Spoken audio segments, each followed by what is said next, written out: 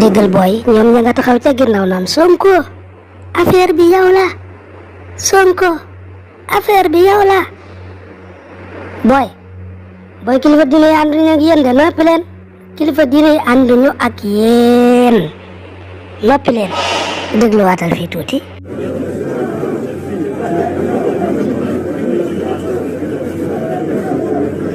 Sonko affaire bi yow la xam ngeen ne micro RTS bi di leen jël te yéen a waroon a am seen micro yi bopp ba son bi génn bu baax a baax.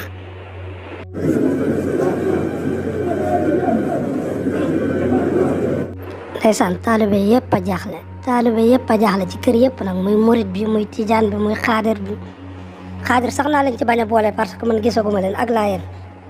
waaw murit ak tijaan moom wax dëgg yàlla ñu ci baree jaaxle ku ci dul waa kër Serigne Moustapha Sy Al Maktoum kooku daal laa xam ne ay taalibeem gisaguma lu ñuy rusee waaye ñun taalibe yi ñun ñëpp rus mais nag bu mu tax ñu saaga leen bu mu tax ñu ñàkk leen teggin li am solo ba am solo daal mooy sëriñ yi moom wax dëgg yàlla sonn nañ ci seen àdduna seen lépp a ngi jag lépp luñ bëgg tamit mi ngi am ñu ngi koy amee niñ ko bëggee léegi nag ñun taalibe yi ñi nga xam ne ñooy sonn ñooy am ay soxla du faju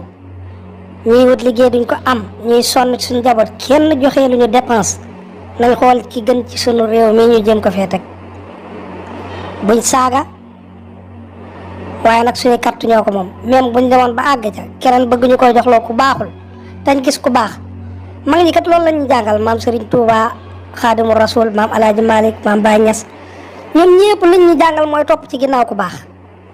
bu demee ba jamono ëlbati ko nag bañ ñuy toppaloo ay nit yoo xam ne wax dëgg yàlla baaxuñ ci réew mi baaxuñ ci kër baaxuñ fenn taalibe bu ko topp yaa bëgg a topp waaye maam Baye Niass wala Serigne Touba wala maam El Hadj Malick toppaloowu la loolu.